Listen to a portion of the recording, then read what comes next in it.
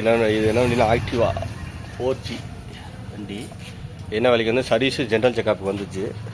ஆமாம், சர்வீஸ் பண்ணால் என்னென்ன பண்ணணுங்கிறது தான், எப்படி கழட்டி பண்ணாங்கிற அந்த பாக்ஸை முக்கியமாக கழட்டி பண்ணுங்கள். நல்லாயிருக்கும் 4G வண்டியில். ஆமாம், ப்ளக்கை நல்லா கழட்டி கிளீன் பண்ணணும். முக்கியமாக வந்து இந்த இடத்துல உள்ள மேட்டை எடுத்து போட்டுடணும், ஏன்னா தண்ணி இருந்துச்சுன்னா துரு பிடிக்கும். அடுத்த ஆயிலு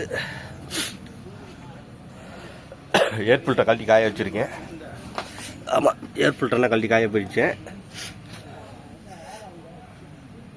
ஃபுல்லாக கழட்டி பண்ணுங்கள், வண்டி நல்லாயிருக்குங்க. இன்னொன்று என்னென்னா, நிறையா வண்டியில் வந்து ஆக்டிவாக்கு வந்து சோக்கு யூஸ் ஆகாது. நிறையா பேர் ஆக்டிவா சோக்கு மைலேஜை பற்றி கேட்குறீங்க. மேக்ஸிமம் அந்த கேபில் கழட்டி இருக்க பார்த்தீங்களா, இந்த கேபிள் எப்படி இருக்குது பார்த்தீங்களா, இந்த மாதிரி இருந்தால் சோக்கு ஸ்டக்காக, அந்த கேபிள் ஸ்டக் ஆகிடும். பெட்ரோல் சாப்பிட இழுத்து பிடிக்கும் சோக்கு, அதுவும் ஆட்டோமேட்டிக்காக இழுத்துரும். இந்த பார்த்தீங்களா அப்படி தடுப்பு தடுப்பாக இருக்கா. கேபிள் நல்லா இருந்துச்சுனாக்கா இந்த மாதிரி பிளேயராக இருக்குது. அதான் பார்த்தீங்களா, இது எப்படி இருக்குது, இது நல்லா இருக்குது. இது கேபிள் போச்சு, நான் ஆல்ரெடி ஏற்கனவே கழட்டி விட்டுட்டேன். ஆமாம், நிறைய பேருக்கு வண்டிக்கு மைலேஜ் கொடுக்காத காரணம் இதுதான். இந்த சோக் கேபிள் என்ன செய்யும், ஆக்டிவாலாம் ஸ்டக் ஆகி நின்றுக்குது. சோக்கை யூஸ் பண்ண மாட்டான். நீங்கள் வேணால் உங்கள் வண்டியில் ஒரு சோக்கு இந்த முன்னாடி இருக்குப்பாங்க இருக்கா, இந்த சோக்கை நீங்கள் வேணால் இழுத்து பாருங்க. அதாவது கண்டினியூவாக யூஸ் பண்ணுற வண்டிகளும் பிரச்சனை கிடையாது, நல்லா தெரிஞ்சுங்க. யூஸ் ஆகாது, அது கேபிள் ஃப்ரீயாக இருந்துச்சுன்னா பிரச்சனை கிடையாது. இது ஸ்டக்காக என்ன செய்யணும்னா அங்கேயும் ஸ்டக் ஆகிடும், இழுக்க முடியாத அளவுக்கு ஸ்டக் ஆகிடும். அப்போ பெட்ரோலை இழுத்து பிடிச்சி பெட்ரோல் சாப்பிடும். ஆமாம், அதனால என்ன செய்தியை, பெட்ரோல் அதிகமாக சாப்பிட்டுச்சுன்னா அந்த சோக் கேபிளை முதல்ல செக் பண்ணுங்கள். செக் பண்ணி இந்த கார்பெட்டில் தான் இருக்குது. நான் பெரும்பாலும் என் கஸ்டமர் வண்டி எல்லா வண்டியும் கழட்டி விட்டுருவேன். உங்களுக்கு வேணும்னு கேட்டால் மட்டும்தான் தான் மாட்டி கொடுப்பேன்.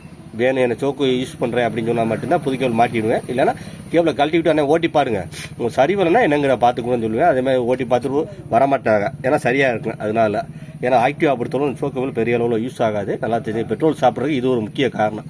இந்த கேபிள் என் வண்டியிலையும் கழட்டி விட்டுருக்கேன், இதுலையுமே கழட்டி விட்டுருக்கேன். நீங்கள் உங்கள் வண்டி முன்னாடி இருக்கு, அது மட்டும் இழுத்து மட்டும் பாருங்க. இந்த ஃப்ரண்டில் இருக்கா, இந்த இருக்குது பார்த்தீங்களா, இதை மட்டும் நல்லா இழுத்து வேலை செஞ்சுச்சுன்னா விட்டுருங்க. வேலை செய்யலாம் டைட்டாக இருந்துச்சுன்னா கீழே கழட்டி விட்டுருங்க. கழட்டி விட்டு போட்டுங்க, மைலேஜ் ஓரளவு உங்களுக்கு வித்தியாசம் தெரியும். அதே மாதிரி இந்த கியர் பாக்ஸுக்கு வந்து இந்த வண்டிக்கு இந்த பெஸ்டினோக்கு கியர் பாக்ஸுக்கு என்ன பண்ணியிருக்காங்கனாக்க இன்ஜின் ஆயில் ஊற்றி வச்சுருக்காங்க. வண்டியை ஓட்டி பார்த்தேன், பல்லு கடகரான்னு ஒரு சவுண்டு வச்சு, கடகரான்னு ஒரு சவுண்டு. அப்போ ஆயிலை கழட்டி பார்த்தேன், கியர் பாக்ஸ் இது இன்ஜின் ஆயில் ஊற்றி வச்சுருந்தா கழட்டி எடுத்துகிட்டேன்.